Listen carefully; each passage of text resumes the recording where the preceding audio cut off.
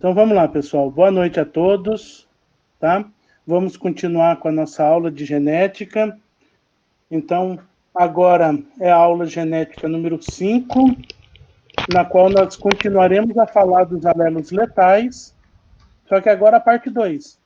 Vimos na aula anterior, né, os alelos letais da herança dominante, dos 22 cromossomos autossômicos, e agora a gente vai ver os alelos letais, só que agora de herança cromossômica recessiva, tá certo? Então, de novo, em cima dos 22 cromossomos, só que agora herança recessiva. E vamos ver também as heranças dominante e recessiva do cromossomo X, ou seja, do cromossomo sexual. Então, doenças e anomalias. Herança autossômica recessiva. Então, quando é que essa herança autossômica recessiva ela aparece? Quando nós tivermos o quê? Na maioria das vezes, o cromossomo recessivo se duplicar, tá certo? Então, ele vai ser um homozigoto. Então, coloquei algumas características aqui que a gente tem que lembrar de quando é que tem a herança autossômica recessiva. Primeiro, os genitores, eles são raramente afetados. Por quê? Porque, na maioria das vezes, os genitores, os pais, né, eles são heterozigotos. Portanto, ele tem o dominante e o recessivo. Como o recessivo ele só aparece quando ele é duplicado, quando ele for um homozigoto, então nos heterozigotos, ou seja, nos genitores, não vai aparecer. Vai aparecer com certeza seus descendentes. A anomalia afetada, né, ela afeta indivíduos de ambos os sexos na mesma proporção. Então, como a gente viu na aula anterior, as heranças autossômicas, na sua grande maioria, seja ela dominante ou recessiva, ela pega os indivíduos, tanto faz do sexo masculino quanto do sexo feminino. E tanto faz o pai ou a mãe, ou ambos, né, passarem essa herança autossômica para os seus descendentes. Os genitores de um afetado têm probabilidade de 25% de gerar outro filho afetado, tá certo? Então, ele é afetado. Ele tem a probabilidade de 25%. Naquele quadro de Punnett, a gente viu que é o quê? 1/4. Então, vai nascer 3/4 normais e 1/4 vai ser afetado, na probabilidade.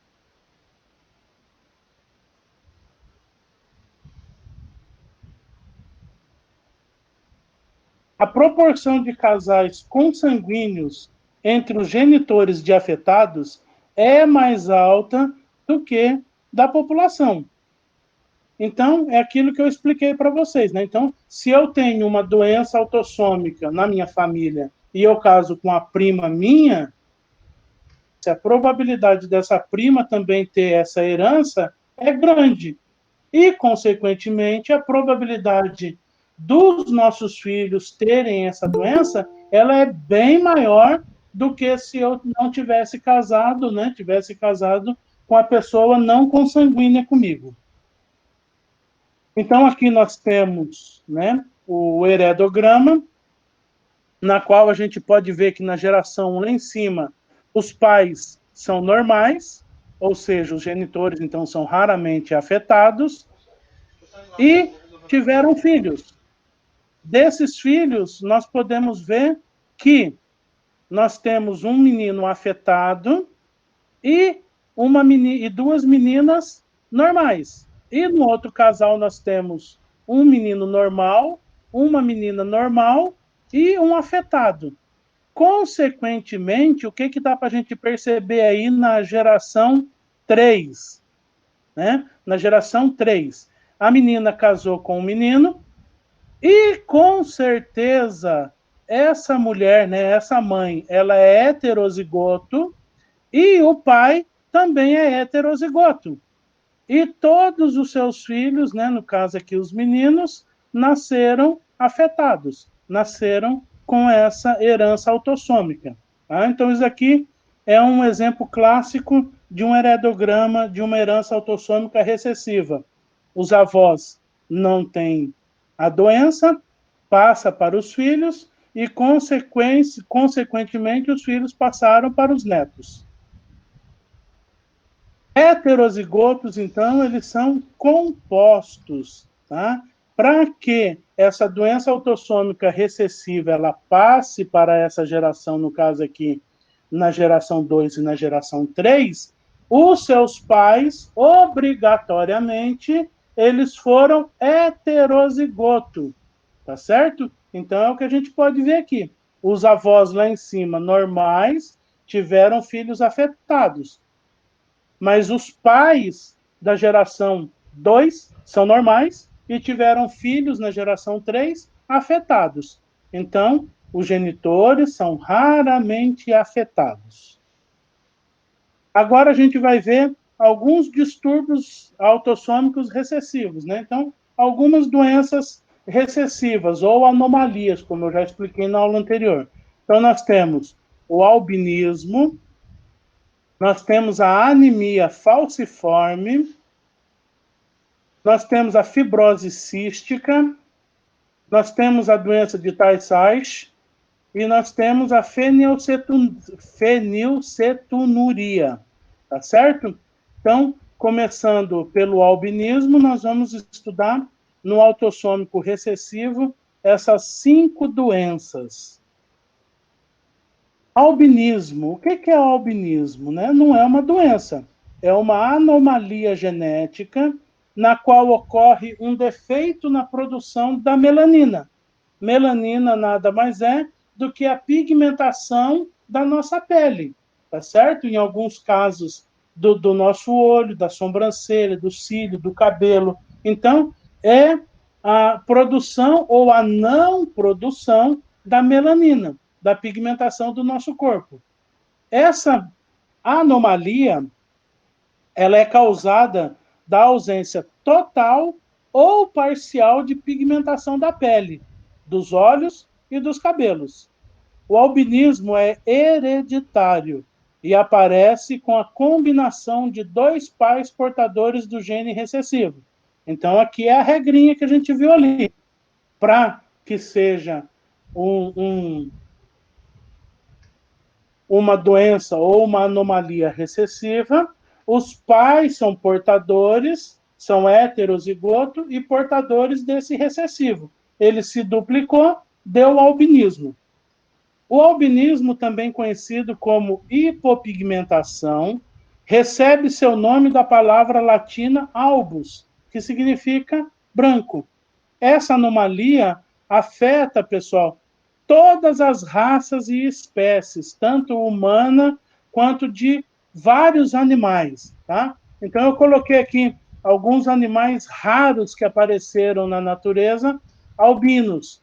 Então nós temos a zebra, temos o rinoceronte, leão, golfinho, nós temos o esquilo, nós temos um coala, nós temos um jacaré, nós temos um canguru e nós temos um tigre branco, tá certo? Todos esses animais aqui, eles foram vítimas, tá, do albinismo, ou seja, uma anomalia, uma herança autossômica recessiva, tá ok? Existem 3 tipos principais de albinismo. O tipo 1 é caracterizado pelos defeitos que afetam o quê? A produção da melanina, no caso, o cabelo fica branco, a pele rosada, os olhos cor de violeta ou azuis. E aí, a diferença do tipo 1 para o tipo 2 é essa. O tipo 1 tem a ausência de sardas, tá? E a gente vai ver o tipo 2, que tem a sardinha. Então, eu coloquei aqui um cantor famoso, né, que nós temos aqui no Brasil, um maestro, tá? Sivuca, um maestro, pelo menos da minha época, né, já faleceu, é o maestro Sivuca, tocou com os maiores sanfoneiros, forró, samba da época, compositor famoso, Sivuca. Ele é um exemplo, né, brasileiro de um famoso que tem o albinismo tipo 1. Agora, o tipo 2 ocorre em função de um defeito do gene P, ou seja, dentro daquelas parezinhos, né, de citosina, guanina, adimina, timina, dentro dele, mais específico no gene P, que é um desses parezinhos, tá, é onde ocorre o albinismo tipo 2. As pessoas com esse tipo de albinismo têm o quê? Uma pigmentação clara ao nascer, cabelo branco ou amarelo, ou mais escuro em pessoas da raça negra, pele rosada, presença de sardas, olhos azuis ou castanhos se for descendente africano, se for da raça negra. Tá? Então, aqui nós temos um exemplo do albinismo tipo 2. Característica do cabelo amarelo, né? A pele rosada e sardas, tá certo? E o olho azul. Esse, então, é o albinismo de tipo 2. Agora a gente vai entrar na forma mais grave, né, do albinismo, que é o tipo 3. Então, a forma mais grave desse distúrbio é denominada albinismo oculocutâneo. E as pessoas afetadas têm cabelos, pele, cor da íris, brancos e problemas de visão. Então, a pessoa é toda branca, como a gente pode ver aqui, ó, nessa foto aí, que quase não dá para ver, porque o fundo é branco também. Então, cabelo branco, pele branca, cor da íris branca, né? Tem problemas de visão, porque como ele não tem a melanina, que é essa pigmentação que nos protege dos raios solares, e essa pigmentação também afeta o olho do albinismo, o que acontece? Não tem a proteção do olho, né? A pessoa queima no sol, queima a pele, queima os olhos, né?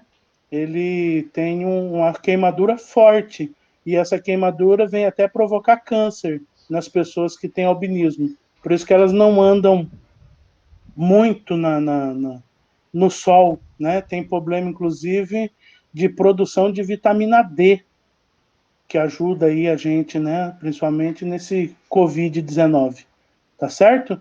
E um fato interessante, se vocês quiserem pesquisar a fundo sobre o albinismo, tem uma família no Brasil que chama Filhos da Lua. Vocês digitam no Google Filhos da Lua, vocês vão ver que tem uma família inteira que tem esse problema desse albinismo tipo 3 e que eles ficam em casa dormindo durante o dia e só saem durante a noite. E dependendo da noite que eles saem, se a lua for cheia, né, tiver muita claridade a lua, também dá queimadura neles. Família chama Filhos da Lua. É um documentário muito bonito. Tá? E outro tipo de albinismo, chamado de albinismo ocular tipo 1, afeta somente os olhos. E o exame ocular mostra a ausência de pigmentação na parte posterior do olho, né? No caso da retina. Não tem essa pigmentação no fundo do olho da retina, tá? Mas é esse albinismo ocular tipo 1, como o próprio nome está falando, ele é um albinismo ocular. Só ocorre nos olhos, como vocês podem ver dessa criança, tá certo? O olho azulzinho e a criança de cor negra. Tá certo? Esse é um albinismo ocular tipo 1. Aí eu coloquei aqui, a título de curiosidade para vocês verem, né? A foto dessa moça aí, ela fez a árvore genealógica dela, tá certo? E aí o que acontece? A gente pode observar que na árvore genealógica onde teve a transmissão do albinismo, na qual ela é a geração 3, número 3, tá? Nós estamos vendo aqui na geração 1,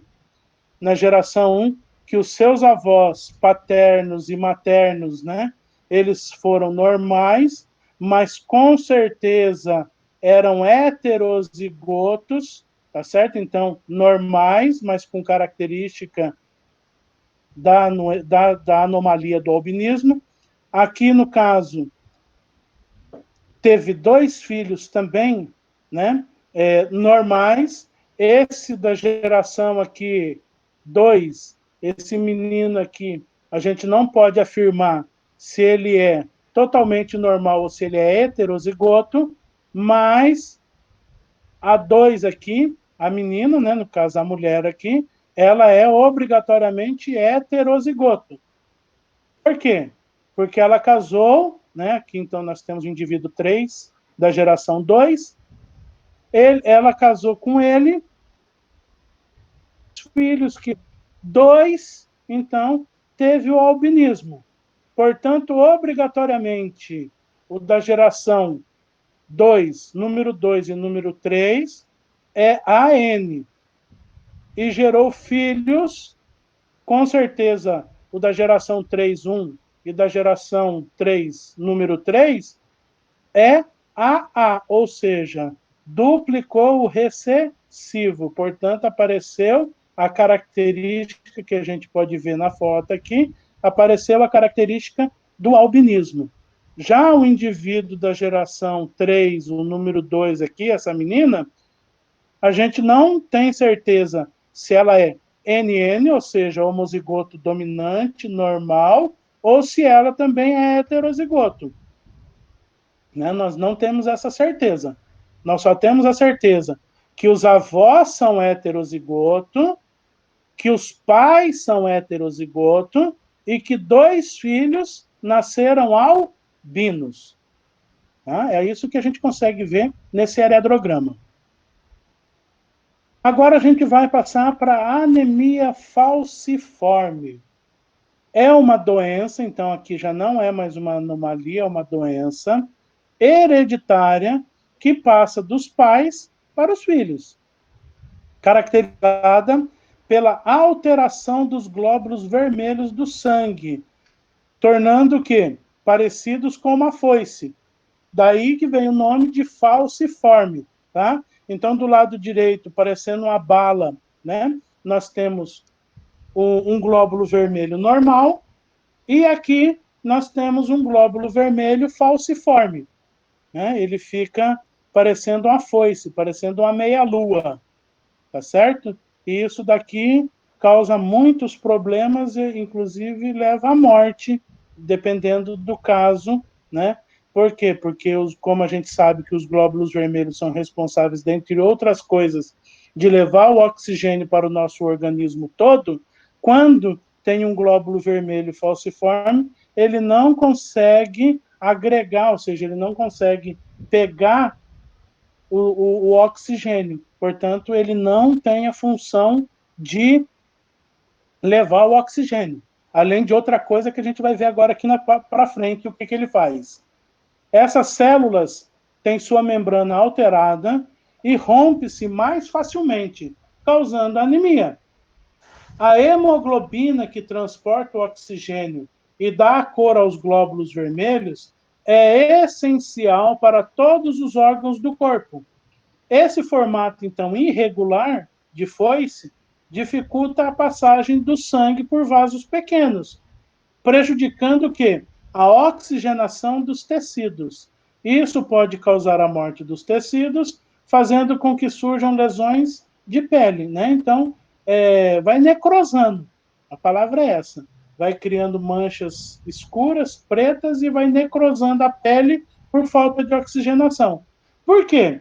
O que esse glóbulo vermelho ele faz? Como a gente pode ver aqui nesse desenho, quando nós temos os glóbulos vermelhos redondinhos, né, então eles vão se enrolando e vão passando de veias e artérias cada vez menores e vão levando o oxigênio para todos os lugares.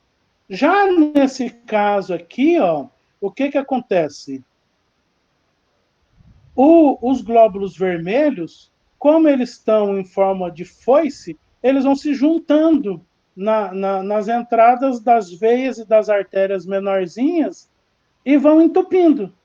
Consequentemente, o que vai acontecer? aonde precisa de oxigênio depois dessa veia aqui, o que vai acontecer? O tecido ou o órgão que tiver aqui vai morrer, tá certo?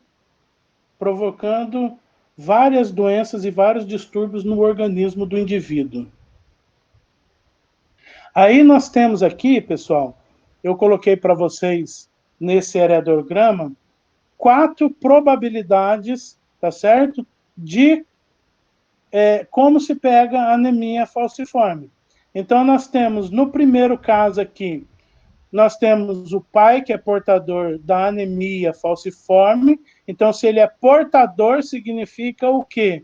Que ele tem os 2 alelos recessivos, tá certo? E casou com uma mãe portadora de um braço, ou seja, de apenas um dos alelos, que é defeituoso. Então, ela tem o Rzão, no caso aqui, e o Rzinho.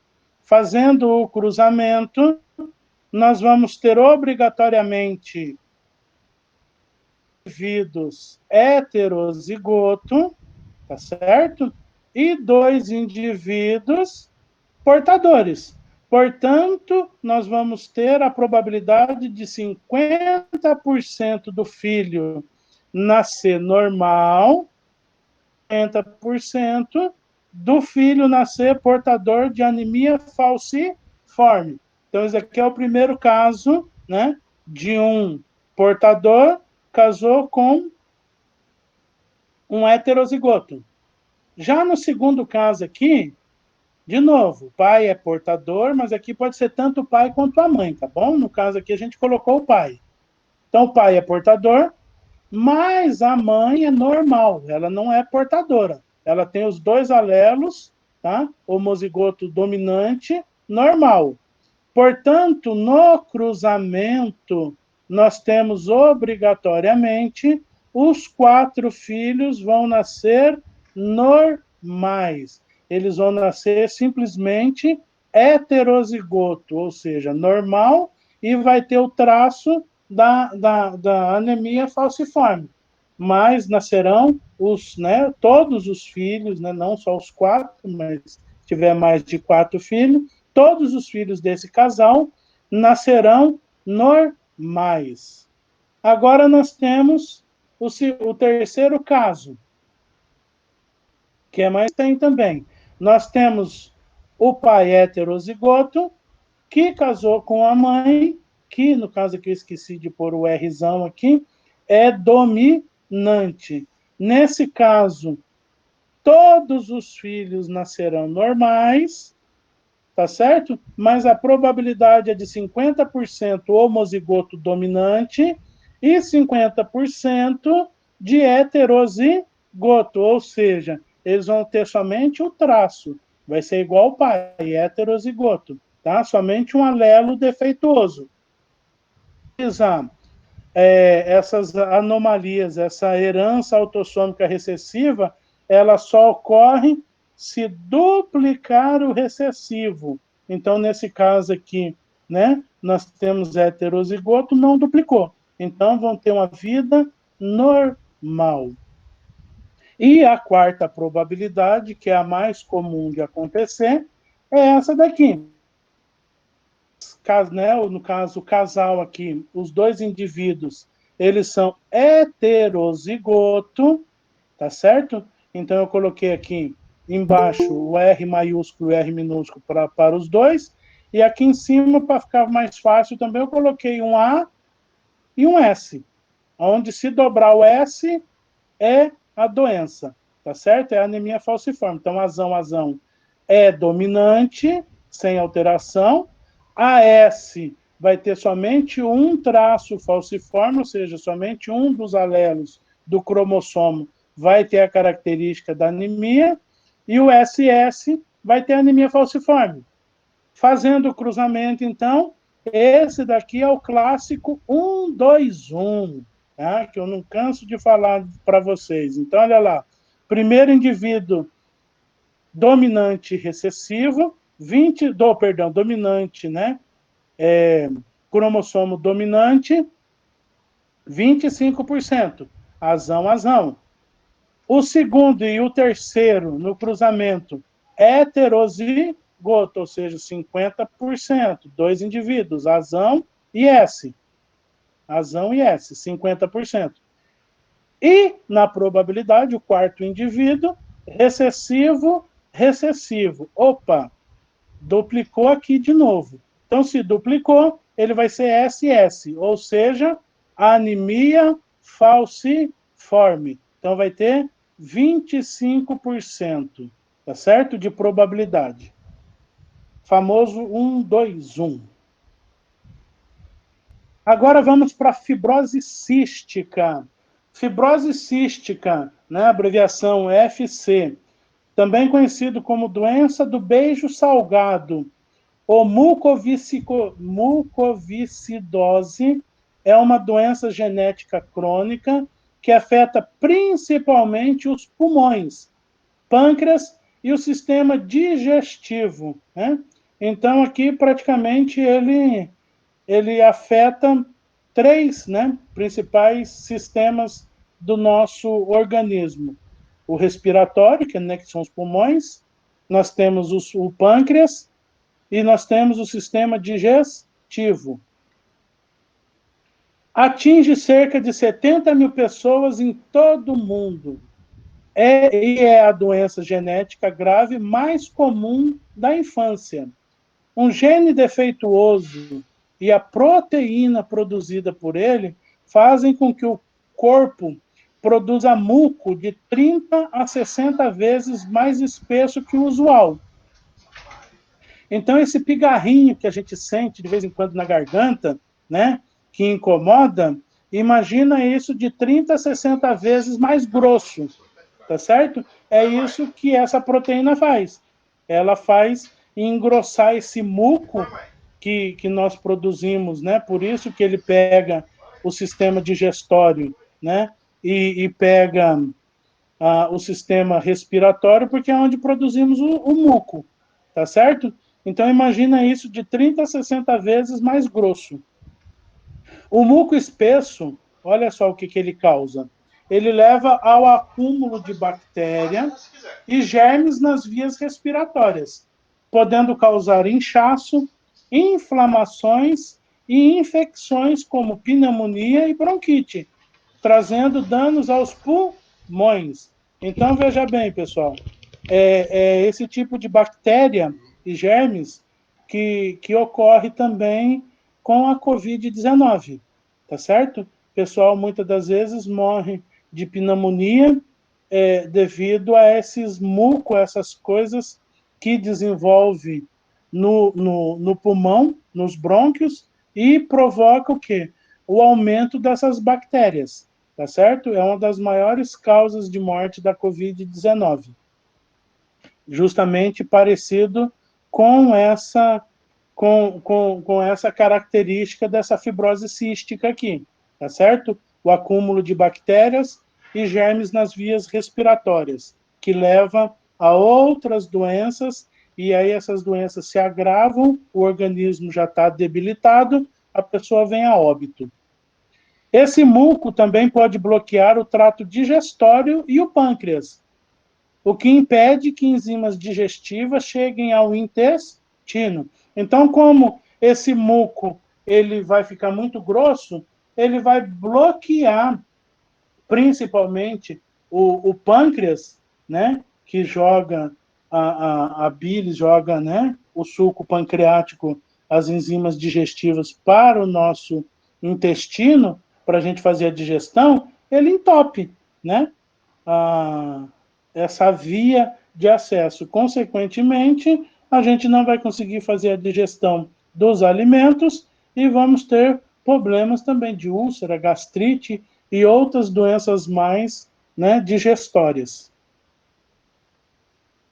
O corpo, então, ele precisa dessas enzimas para digerir e aproveitar os nutrientes dos alimentos, essencial para o desenvolvimento e saúde do ser humano. Pessoas com fibrose cística frequentemente precisam repor essas enzimas através de medicamentos tomados junto às refeições, como forma de auxílio na digestão e nutrição apropriadas, né? Então, em outras palavras, a pessoa que tem fibrose cística, ela, além de se alimentar, ela precisa tomar suplementos alimentares, né? Por exemplo, quem não gosta de tomar sol, tem deficiência de vitamina D, tem que tomar comprimidos de vitamina D, para poder repor a falta dessa vitamina. Então, essa doença, ela ocorre desse fato, tá certo? A pessoa se alimenta, mas como não tem as enzimas para digerir os nutrientes dos alimentos, a pessoa fica fraca, debilitada, precisa então de suplemento vitamínico e alimentar para poder suprir a necessidade da não digestão desses nutrientes no nosso organismo. Então, olha só, o muco, como a gente pode ver aqui nessa foto, né, nesse desenho, ele entra ali, ó, dentro dos alvéolos pulmonares, tá certo? Dentro do pulmão, e ele vai entupindo os alvéolos pulmonares. Então, olha lá, o muco bloqueia as vias aéreas. O que vai acontecer aqui, pessoal? A gente vai respirar e não vai conseguir oxigenar direito o nosso corpo. Consequentemente, o nosso cérebro entrará em colapso e a gente, né, vai entrar em coma, vai desmaiar, que é o que acontece com a Covid-19. Tá certo? Mais ou menos o mesmo processo. Vai entupindo as vias aéreas, começando, então, pelos alvéolos pulmonares e indo até infestar todo o pulmão do nosso organismo. E olha só que importante, como detectar essa fibrose cística, né? Que muitos de vocês, daqui para frente, né, daqui uns anos, se Deus quiser, vão ser pais, ser mães, e vão ter que ter cuidado com seus filhos. Então, como detectar essa fibrose cística? Com o famoso teste do pezinho, tá certo? É através desse teste do pezinho que faz com a criança recém-nascida que vai detectar a fibrose cística. E detectando a fibrose cística, consegue fazer o tratamento e a criança se cura. Tá bom? Vai ter uma vida normal. Aqui, então, nós temos, né, um caso de fibrose cística no heredograma. Então, nós podemos ver aqui, na primeira geração, o pai tem fibrose cística, casou com uma mulher que não tem a fibrose cística, mas com certeza ela é heterozigoto, tá certo? Ela obrigatoriamente tem que ser heterozigoto. E os seus filhos, principalmente esse da segunda geração aqui, esse homem, ele também vai ser igual à mãe, heterozigoto. Vai casar com uma mulher, heterozigoto, então tá aqui, ó. Os pais não têm a doença e a doença vai aparecer no filho, no caso aqui, a filha, tá certo? E aqui do outro lado nós temos o casal, a mulher afetada, né? A mulher doente com a fibrose cística e o homem normal. Teve, aí aqui que vem o que eu não entendi direito nesse heredograma, mas subentende-se que aqui foram 2 filhos, tá? Esses 2 aqui desse casal, tá certo? E teve o casamento, agora que vem o erro desse heredograma, né? Teve aqui o casal na qual teve um filho afetado de fibrose, e aqui o erro, pessoal, é que eu não sei se esse menino aqui casou com a filha, com a irmã dele, que é desse daqui, ou casou com a irmã que é desse outro lado aqui. Tá certo? Então aqui está um erro, né, bem básico do heredograma. Mas eu só coloquei ele aqui para vocês verem como é que passa de geração para geração, e que é uma doença, né, democrática, que pega tanto o homem quanto a mulher. tá certo?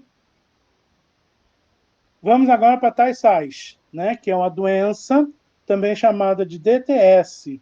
É uma gangliosidose, tá certo? Causada por uma alteração genética de herança autossômica recessiva, que leva o quê? A uma alteração na produção e atividade da enzima exossaminidase A.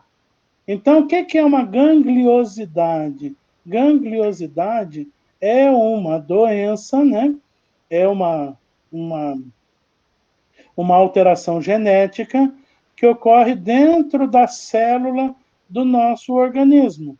E essa célula, como ela não vai produzir essa enzima exossaminidase A, ela vai fazer com que o nosso organismo não absorva ou ela não vai conseguir metabolizar a gordura, os lisossomos, né? Ela afeta o nosso organismo na questão da absorção da nossa célula, tá? Na questão dos lisossomos. Ela altera uma organela citoplasmática dentro da nossa célula.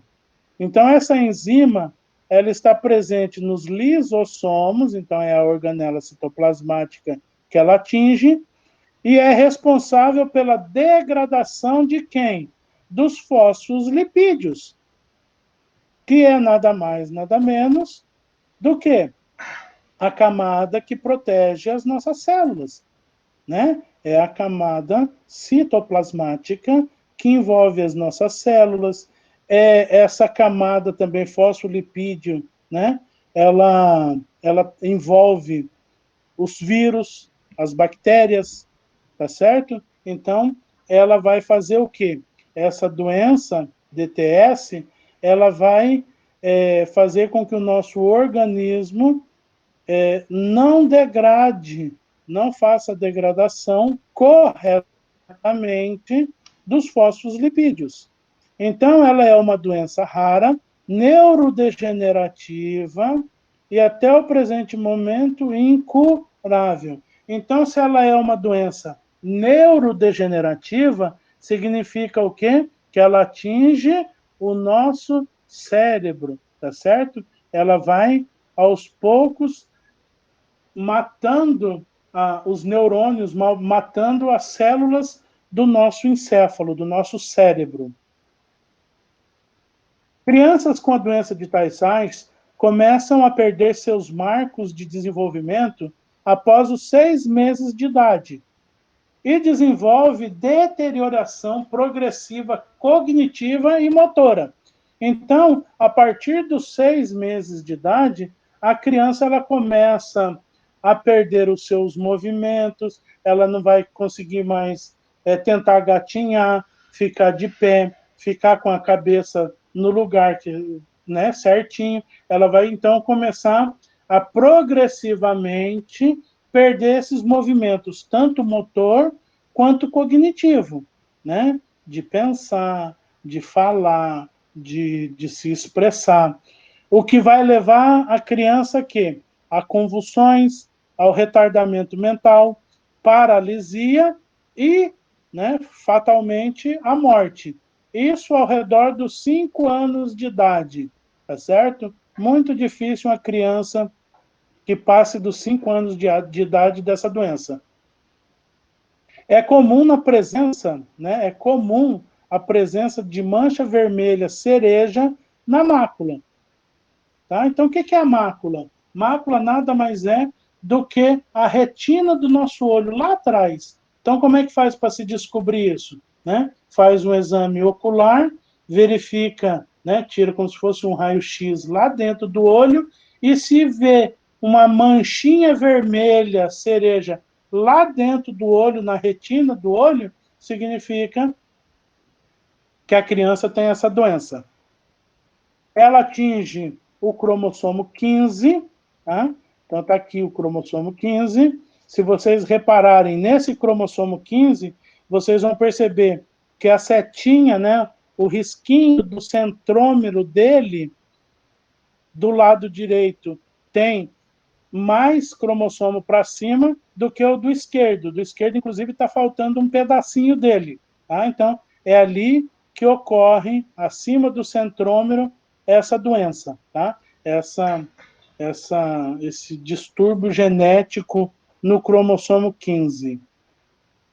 Então, aqui, mais uma vez, nós temos o exemplo que eu falei para vocês, né? A regrinha. Os pais, muitas das vezes, não têm, ou seja, são normais. Nesse caso aqui, de novo, são heterozigoto, teve 2 filhos normais e um menino, tá certo? Com a doença. Essa menina casou com um rapaz, ela é heterozigoto e esse rapaz também, e os 2 filhos deles, né, tiveram a doença. Aí vocês podem observar nesse heredograma que em vez de ser geração 1, 1 e 2, geração 2, 1, 2, 3, 4, 5, geração 3, 1 e 2, é do jeito que eu prefiro, né? Quantidade de indivíduos, 1, 2, 3, 4, 5, 6, 7 e 8, tá certo? Só frisando que os 2 jeitos está correto, tá bom? Vamos agora à fenilcetonúria. O que é essa doença, pessoal? Fenilcetonúria é uma doença relacionada a uma alteração genética rara, que afeta aproximadamente 1 a cada 10 mil pessoas. E envolve o quê? O metabolismo também de proteínas. Então, é como a doença anterior, ela também envolve, né, ao metabolismo de determinadas proteínas que não vão ser absorvidas no nosso organismo. Para nascer com fenilcetonúria, um bebê tem que ter herdado o gênio da fenilcetonúria de ambos os pais. Frequentemente, os pais não sabem que carregam o gene. Então, outra característica, né, que a gente viu ali. Os pais vão ser obrigatoriamente heterozigoto, não sabiam que tinham essa doença, não sabiam que eram compatíveis um com o outro, tá certo? E aí tiveram o bebê. Deu o recessivo com o recessivo, o bebê nasceu com fenilcetonúria. Quando comemos alimentos que contêm proteína, as enzimas digestivas, elas quebram essas substâncias em aminoácidos, que são necessários para quê? Para formarmos novas proteínas para o nosso corpo, através de outras enzimas. Então, o nosso corpo, né, como vocês já estudaram anteriormente, né, o nosso corpo, ele vai quebrar as enzimas, né, as proteínas do alimento, começando pela saliva, pela mastigação, e formando o bolo alimentar. Esse bolo alimentar entra no nosso organismo, que vão ser quebrados ainda mais para se transformar em aminoácidos. Esses aminoácidos vão entrar em contato no nosso organismo com outras enzimas e vão produzir novas proteínas para o nosso corpo. Mas uma pessoa com fenilcetonúria tem alteração na função de uma enzima específica para processar o aminoácido fenilalanina. Então, veja bem, uma proteína específica chamada fenilalanina, ela não é absorvida, ela não é processada no nosso organismo. Assim, qualquer alimento que contenha fenilalanina não pode ser metabolizado corretamente. E ela vai fazer o quê? Ela vai se acumular no nosso organismo, causando problemas do cérebro e outros órgãos. Então, o que acontece? Diferente de várias coisas que o nosso organismo elimina, né, através do sistema excretório, das fezes, da urina e do suor, nesse caso, a fenilalanina, ela fica acumulada no organismo. E vai se acumular onde? No cérebro e na maioria dos órgãos do nosso corpo.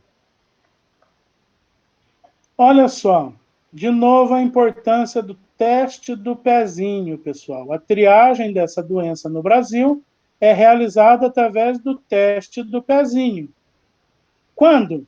Ela deve ser coletada após o 3º dia de vida do neném, para que o recém-nascido já tenha se exposto à fenilalanina do leite materno. Então, o bebê precisa mamar, né? O leite materno primeiro, aí vem a importância de amamentar a criança exclusivamente com leite materno até os 6 meses de vida, é por causa disso. Porque todas as doenças que a mãe tem, que tem os seus anticorpos no corpo da mãe, fenilalanina, essas coisas todas que a mãe já tem essa defesa, ela passa para o seu filho através do leite materno. Então, faz esse teste do pezinho depois de 3 dias, né, até o 7º dia. Então, de 3 a 7 dias, né, é o prazo para fazer o teste. Para quê? Para que se descubra a doença a tempo de tratá-la, tá certo? Daí a criança também vai ter, né, uma vida normal com o tratamento. Ela atinge o cromossomo 12, tá certo? Então, tá aqui o cromossomo 12. Vocês podem reparar que são cromossomos um diferente do outro também. Então, ocorre dentro dos parezinhos do cromossomo 12. Aí aqui nós temos um heredograma, na qual, de novo, a gente pode observar que os pais não têm a doença. Então, aqui, ó, nós temos aqui um casal na geração normal, tá certo? Com certeza heterozigotos, pelo menos um deles tem que ser heterozigoto, o outro pode ser dominante, mas um tem que ser heterozigoto. Para quê? Para passar esse recessivo para os 2 filhos. E aí, teve 2 filhos que se casaram. O primeiro casal teve filhos normais, 3 filhos, uma menina e 2 meninos. Já o outro menino casou com a menina, que ele e ela com certeza são heterozigotos, e ele aqui teve 7 filhos, sendo 4 meninas e 3 meninos. Nesse caso aqui, nós tivemos então 3 crianças, 2 meninos e uma menina, com a doença. E aí, olha só, pessoal, o que foi que aconteceu aqui, ó, na geração 3. Olha só, na geração 3, nós tivemos um casamento consanguíneo entre primos, olha aqui, ó, primos de primeiro grau. O menino do primeiro casal casou com a prima, né, do segundo casal. E olha só como que a probabilidade aumentou. Se nesse casal da geração 2 nós tivemos praticamente 50% de afetados da doença, aqui a gente já teve 75%, né? Praticamente todos os filhos, né, com exceção de um, teve a doença. Por quê? Porque, como a gente viu na regrinha básica, casamento consanguíneo aumenta e muito a probabilidade dos seus descendentes nascerem com a herança autossômica recessiva.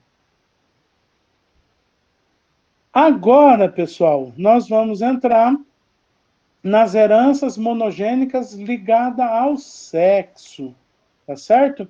Então, nós vimos as heranças autossômicas, dominante e a recessiva, e agora a gente vai entrar na monogênica ligada ao sexo, tá certo?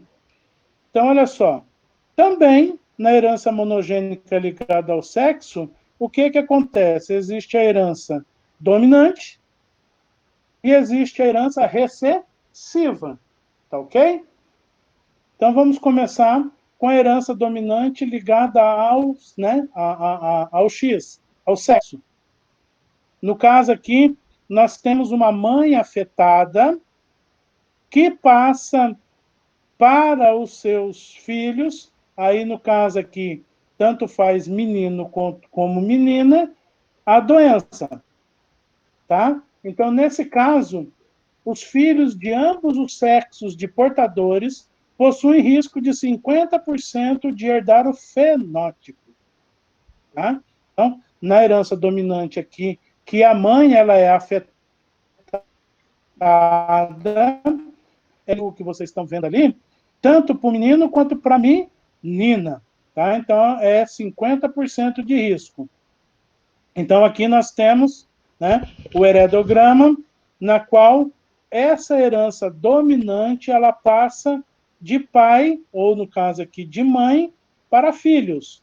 Então, vocês podem ver lá em cima que a mãe, ela é afetada, ela passa para 50%, como a gente viu aqui, dos filhos, tá certo? E aí esses filhos afetados vão ter 50% dos filhos também afetados. Nesse caso aqui, esse heredograma também está incompleto, porque na geração 2 aqui não tem os casaizinhos, né? Que deveria ter aqui os casaizinhos para a gente fazer o cruzamento. Mas é só para vocês entenderem que 50% das crianças herdam, né, esse fenótipo da mãe. Então, nesse caso, da mãe. Agora nós vamos para a herança dominante no caso dos homens. Então, olha lá, os homens afetados com companheiras normais não têm nenhum filho afetado e nenhuma filha normal. Então, quando agora nós temos uma doença dominante ligada ao homem, ao sexo masculino, olha só, nenhum filho nasce com a doença, mas todas as filhas nascem com a doença. Nenhuma nasce normal. Então, aqui nós temos o exemplo do heredograma. Nós temos o pai que é afetado, ele vai ter 2 filhos normais e vai ter as 2 filhas afetadas, tá certo? Então, nós vimos aqui uma herança dominante ligada ao sexo feminino e uma herança dominante agora masculino.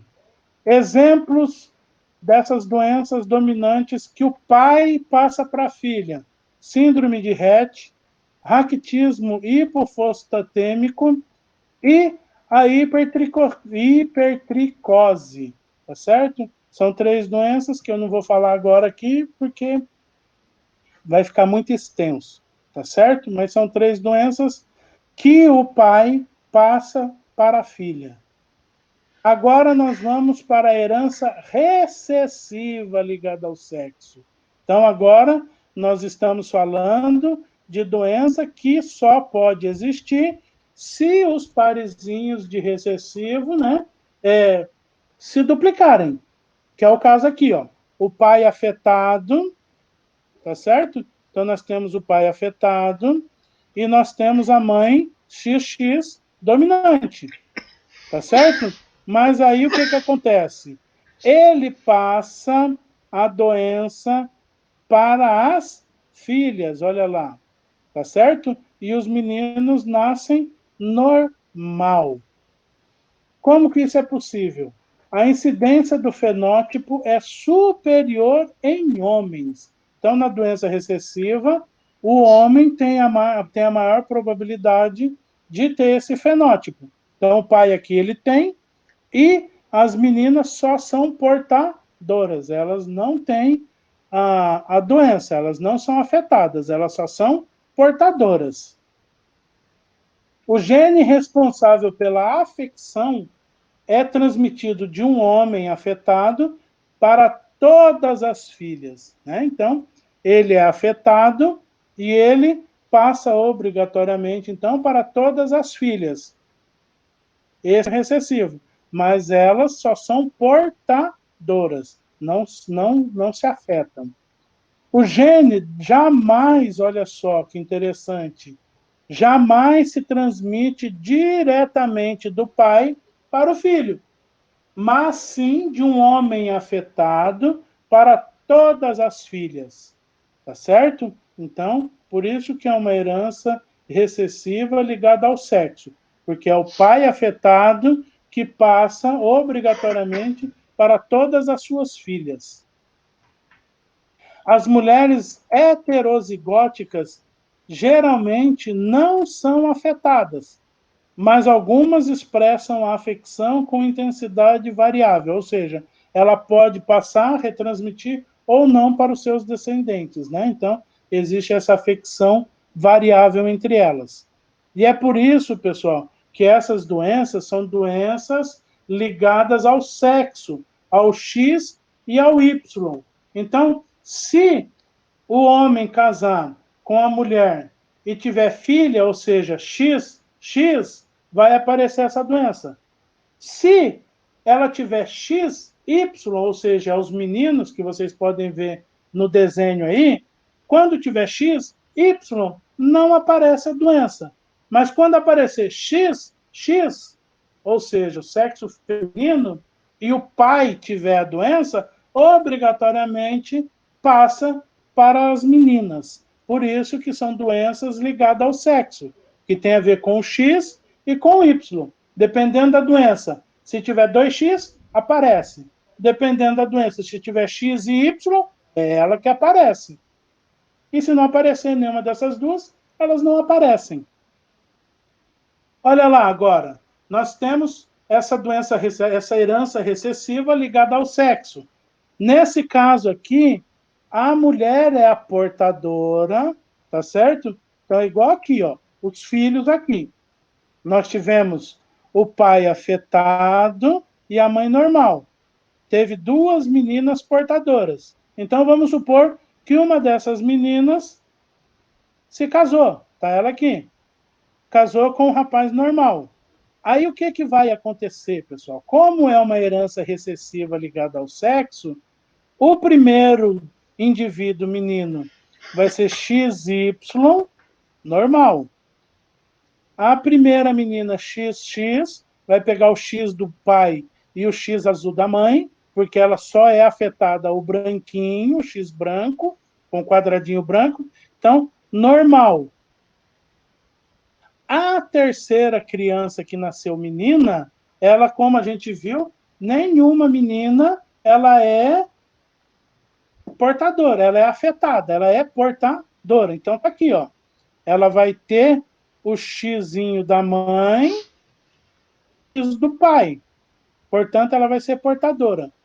Já o menino, olha só, o menino pegou o X da mãe, afetado, e o Y, ou seja, o recessivo do pai. Então, XY. O que, que acontece? A mãe portadora passou para o filho, na qual o filho, então, vai herdar a doença. Mulheres heterozigotas geralmente não são afetadas, mas algumas, como a gente já viu, expressam a afecção com intensidade variável. E mulheres portadoras têm 50% de chance de transmitir o gene para suas filhas, que é o que a gente viu aqui. Das duas meninas, uma pegou, então 50%. Agora, pessoal, né, para nós vermos algumas doenças, eu peguei a genealogia da Rainha Vitória, para essa herança recessiva aqui, ó, de portadora, tá certo? Então, a Rainha Vitória da Inglaterra, né, para quem gosta de história, tá aqui ela e o seu maridão, tá certo? O rei. Ela tinha uma doença, né, que é a hemofilia A, doença do cromossomo X recessivo, normalmente passado de mãe para filho, olha só, do sexo masculino. Então, é uma doença que passa da mãe, obrigatoriamente, né, para os filhos, podendo ocorrer através de mutações no sexo feminino, mas isso daqui é raro. E só quando ocorre, aí não é um problema cromossomo, né, não é um problema do cromossomo X, é uma mutação no sexo feminino, tá certo? Agora, normalmente, a mãe passa para os filhos homens. Então, as meninas vão ser portadoras, como ela, e os meninos serão afetados, ou seja, eles vão ter a hemofilia. que é o que nós podemos ver nesse heredograma aqui, ó. Tá certo? Então tá aqui em cima o rei Edward e a rainha Vitória, que teve a filha Vitória, que se tornou a rainha da Inglaterra. Né? Ela casou com o Albert, e aí ela teve 1, 2, 3, 4, 5, 6, 7, 8, 9 filhos. Sendo que desses 9 filhos, ela teve 2 meninas aqui, ó, 2 meninas portadoras e 1 menino afetado, tá certo? Então tá aqui, obrigatoriamente passou da mãe para um filho. Tudo bem? Aí, essa primeira afetada, ela teve 6 filhos, na qual 2 portadoras, menina, e de novo, um menino afetado. E essa menina afetada casou-se, né, e teve 2 meninos afetados. Então, vocês podem ver que em todas as gerações, as meninas, elas são portadoras e os meninos, né, são afetados. Tem a hemofilia. Então, no caso aqui, ó, ele tem hemofilia, casou-se, teve uma filha com hemofilia. Tá? Os meninos normais.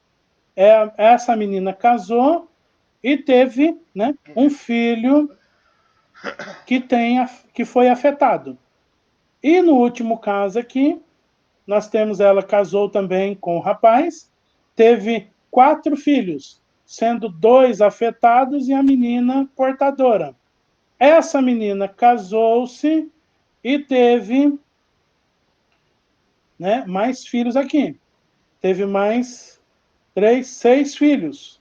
Desses 6 filhos, o que a gente pode ver por esse heredograma, que não vem ao caso, assim, mas só a título de curiosidade, né? Teve dois meninos afetados. E as 2 meninas aqui foram mães solteiras, olha aqui, vocês podem observar que teve a linha aqui, né? E não teve casamento, né? Foram mães solteiras. Tudo bem? Então, isso daqui é um exemplo claro, né, de uma doença recessiva que passa de mãe para filho. Então, as mães, as sexo feminino, são portadoras e os filhos, né, deles, né, nascem com a doença, afetado. E aí, para encerrar, o professor mestre Décio foi o único que pediu, né, uma doença voltada para a herança autossômica ou, né? Então a gente vai falar da adrenoleucodistrofia. O que seria essa adrenoleucodistrofia? Também chamado de ALD. Ficou muito famosa, né, essa doença com o filme O Óleo de Lorenzo. Por isso que ele pediu, porque a gente assistiu no mestrado, né? A gente assistiu com a professora Aline, né, o Óleo de Lorenzo, que fala justamente dessa doença adrenoleucodistrofia, que é conhecido, né, como uma doença recessiva do cromossomo X. Então, olha lá, também conhecido como doença de Lorenzo, acomete o sistema nervoso central e as glândulas adrenais, que são as suprarrenais. Tais glândulas se localizam acima dos rins e são fundamentais para a liberação de importantes hormônios. A doença, ela acomete majoritariamente os homens e possui níveis de gravidade diferentes, de acordo com a idade que se manifesta. A ALD é uma doença genética hereditária recessiva ligada ao cromossomo X, no caso feminino. Então, é outro exemplo, como o da Rainha Vitória, né, de uma doença que passa da mãe para o filho do sexo masculino. Então, a mãe, que é portadora, então, olha só, ela não é afetada, ela só é portadora, portanto, ela é heterozigoto. Então, a mãe, que é portadora da doença, tem 50% de chance de ter um filho que resolva os sintomas. A pessoa começa a manifestar os sintomas da doença ao perder a capacidade de realizar movimentos, falar e se alimentar. Surgem ainda problemas de visão como estrabismo. Pessoal, se vocês tiverem interesse, esse filme O Olho de Lorenzo é show de bola para explicar essa doença, para explicar a aflição de uma família que tem essa doença e dessa família em si, do pai que lutou para salvar a filha, né, para salvar o filho, tá certo?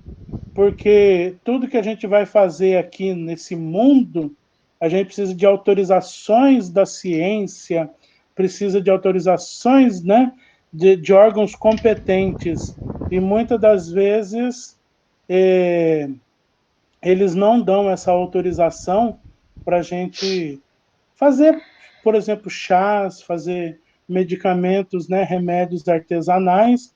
Então, esse filme retrata justamente essa dificuldade, esse problema que, inclusive, a gente está vendo com essa Covid-19 aí, com esse punhado de remédio e de desinformações não autorizadas por determinadas pessoas, né, que eu acho, minha modesta opinião, isso ridículo. Isso devia ser aberto a todos e não pedir autorização para uma comunidade científica que muitas vezes só está no ar-condicionado e não presta muita atenção nas coisas.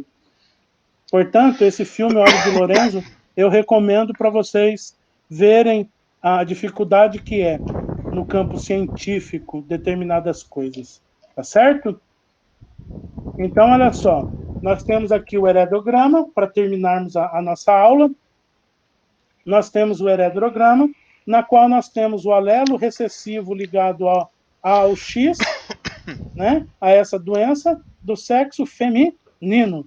E aí o que acontece? Como ela é uma doença recessiva, ela, para a criança pegar, ela tem que obrigatoriamente ter esse X, e esse é recessivo, ele tem que ter o Y, porque o X é o dominante, não é isso? Nós temos 3X e um Y.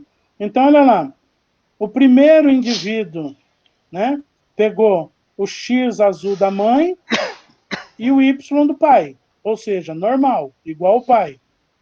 A menina pegou o X do pai e o X da mãe, tá aqui, normal.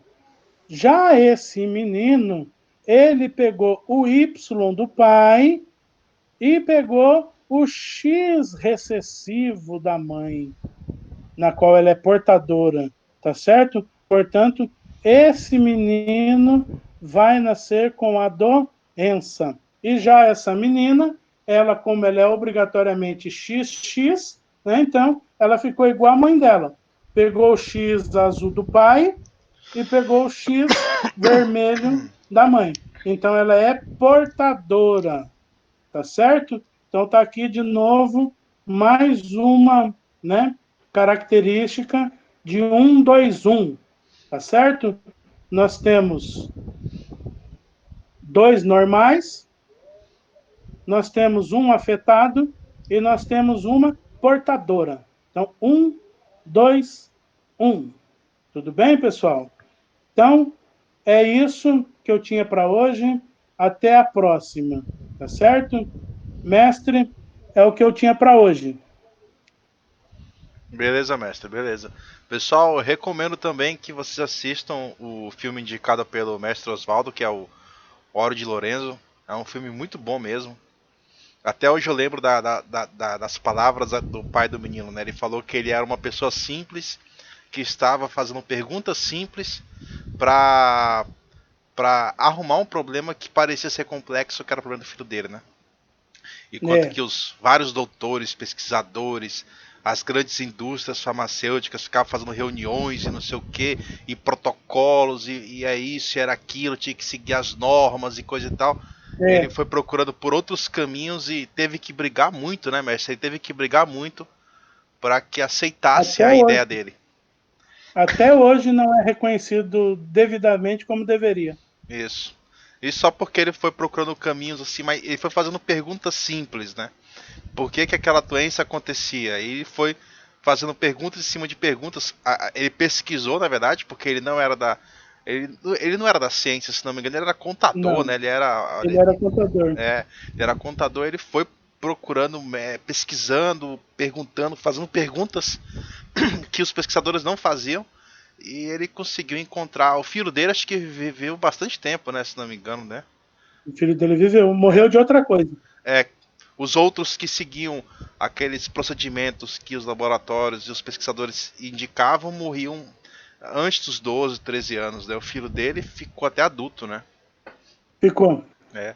Pois é, pessoal, eu recomendo bastante esse filme. É um filme baseado em fatos reais. É um filme bacana. É um dos filmes, é o melhor filme que eu assisti na UFAC lá, né? Tirando Ah, aquele, não, pelo amor mestre. de Deus. Tirando Pelo aquele amor lá. de Deus. Não, foi o único filme que o resto daquilo lá não era filme. Você não me vem com Baraka, você não vem com Fantasma da Liberdade, pelo amor de Deus. Vou passar o Fantasma da Liberdade Entendeu? pra esse pessoal aí, pra eles assistirem aquela cena lá, Nossa, mestre. não. Cagando e comendo ao mesmo tempo na privada. Nossa.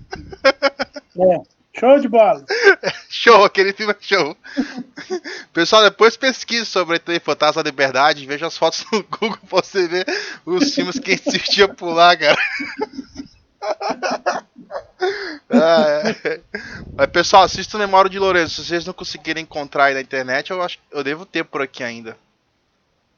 No meu computador, porque a gente teve que baixar esse vídeo pra assistir. É o filme para assistir. Beleza, qualquer coisa vocês Alguém falem tem pra alguma gente. dúvida? Alguma pergunta? Eu coloquei as doenças, as principais, né? Vamos dizer assim, as que mais acontecem nas doenças recessivas, diferente daquelas dominantes que eu coloquei as fotos das pessoas. Na recessiva, elas são mais agressivas. Eu não achei legal pôr as fotos para vocês, tá bom? Mas está o nome das doenças aí, é só quem quiser pesquisar no professor Google, do pai do Lorenzo, né, que não tinha onde pesquisar, vocês têm de informação. Alguma dúvida? Alguma coisa?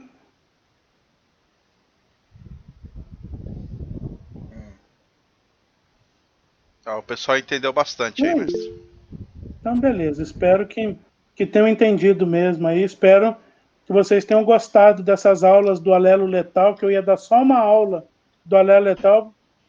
Passei a dar 3, porque eu vi que vocês se interessaram e que vocês pediram, né? Sobre as doenças e os alelos letais. Tá certo? Próxima aula, então, a gente começa na polialelia.